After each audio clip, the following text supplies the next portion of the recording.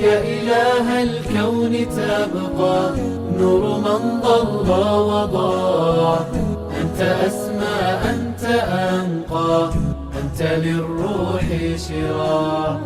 يا إله الكون تبقى نور من ضل وضاع، أنت أسمى أنت أنقى أنت للروح شراع. حضرت عمر کے زمانے میں فتوحات ہو گئیں، ملک خزانے ٹوٹ کے کٹ کے مدینے کی گلیوں میں آ گئے، اور عمر وہی پیبند لگے کپڑے اور وہی انچنے آٹے کی روٹی اور وہی بے خادم کی زندگی. تو آپس میں صحابہ نے مشورہ کیا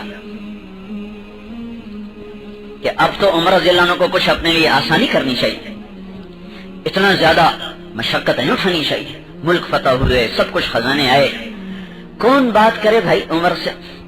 تو آپس میں یہ طے ہوا کہ حضرت عائشہ اور حضرت حفصہ بات کر، ان کی بات نہیں موڑیں گے، باقی تو پتہ نہیں کس کو کیا کہہ دیں.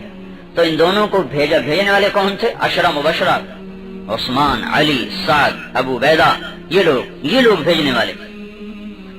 وہ آ کر بیٹھی تو حضرت عمر نے پوچھا ہاں بھائی کیسے تشریف آوری ہوئی؟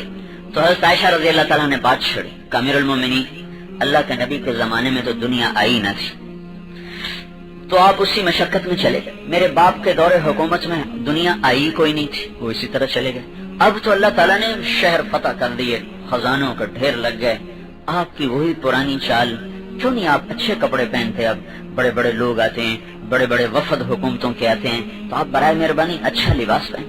پھر اب آپ بڑھاپے کا شکار ہو چکے ہیں، کوئی نوکر اپنی خدمت کے ذاتی خادم رکھیں اپنی خدمت کے لیے. پھر آپ کچھ عرب نرم روٹی کھایا کریں، اس عمر میں اتنا سخت غذا یہ بھی آپ کے لیے ٹھیک نہیں ہے. تو آپ برائے مہربانی اپنے طرز میں کچھ تبدیلی فرمائیں. مشورہ دینے والی امہات المومنین، بھیجنے والے عشرہ مبشرہ، کیسے پاک لوگ، کیسی پاک نیتیں. اور آگے عمر رضی اللہ عنہ کا چہرہ جو نا غصے سے بدل گیا، کہنے لگے تمہیں کس نے بھیجا ہے؟ وہ کہنے لگی پہلے آپ بتائیں تو صحیح کہ آپ ہاں کرتے ہیں کہ نہ. کہنے لگے نہیں پہلے مجھے بتاؤ تمہیں بھیجا کس نے. انہوں نے نہیں بتایا. تو فرمانے لگے اگر مجھے پتہ چل جائے تمہیں کس نے بھیجا ہے تو میں ان کو مار مار کے نا ان کے چہرے میں کالے کر دوں. پھر حضرت عمر اپنی بیٹی کی طرف متوجہ ہوئے، حفصہ کی طرف، کہ تو گھر والی ہے اور گھر والے کو پتہ ہوتا ہے گھر میں کیا ہوتا ہے، صاحب البیت ادری بما فیہ، تجھے تو معلوم ہے گھر میں کیا ہوتا ہے. تو مجھے بتا اللہ کے نبی نے ساری زندگی کبھی 2 وقت کھانا کھایا؟ ساری زندگی بول کھایا؟ صبح کھایا تو شام نہیں کھایا، شام کھایا صبح نہیں کھایا، ٹھیک ہے؟ ان کا اللہم نعم، اب ٹھیک ہے.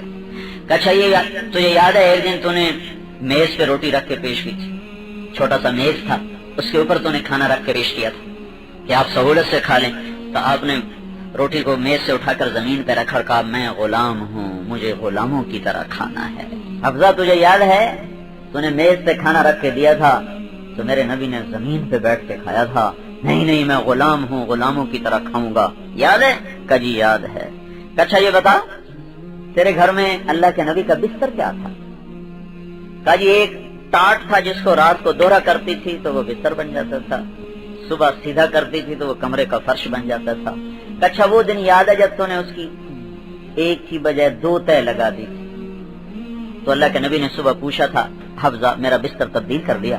کہ نہیں یا رسول اللہ وہی ہے، آج اس کی ایک تہ زیادہ لگا دی لیکون اوطأ لک، تاکہ آپ کے لیے ذرا نرم ہو جائے. تو میرے نبی نے کہا تھا حفصہ میرا بستر ویسا ہی کر دے جیسا تھا، اس کی نرمی نے رات کو مجھے اٹھنے سے روکے رکھا. اللہم نعم، کہ جی مجھے یاد ہے.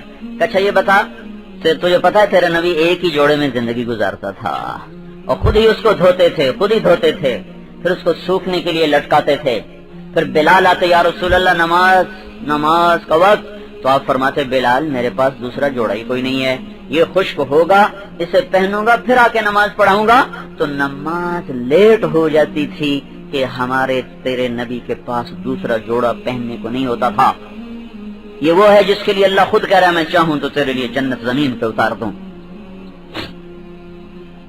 اچھا تجھے یاد ہے ایک دفعہ ایک انصاری عورت نے کہا تھا یا رسول اللہ میں 2 چادریں آپ کے پاس بھیجوں، تو اس نے ایک بھیجی دوسری نہیں بھیجی.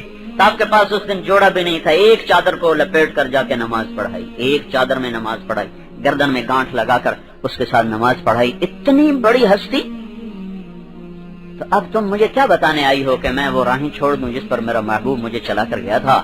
حفصہ جاؤ، عائشہ جاؤ، جنہوں نے تمہیں بھیجا ہے انہیں بتاؤ کہ 3 مسافر تھے، ایک منزل کو متعین کر کے چلے، ایک چلا پہنچ گیا، دوسرا چلا قدم بقدم پہنچ گیا، تیسرا راستے میں ہے، ذرا دائیں بائیں ہوگا تو ان سے دور ہو جائے گا۔ مجھے اس ذات کی قسم جس کے قبضے میں میری جان ہے، میں اسی طرح اپنے کو اس مشقت میں رکھوں گا، اسی حال پہ مرنا چاہتا ہوں جس حال پر میرا نبی مجھے چھوڑ گیا تھا، یہاں تک کہ میرا رب مجھے میرے ساتھیوں سے ملا دے۔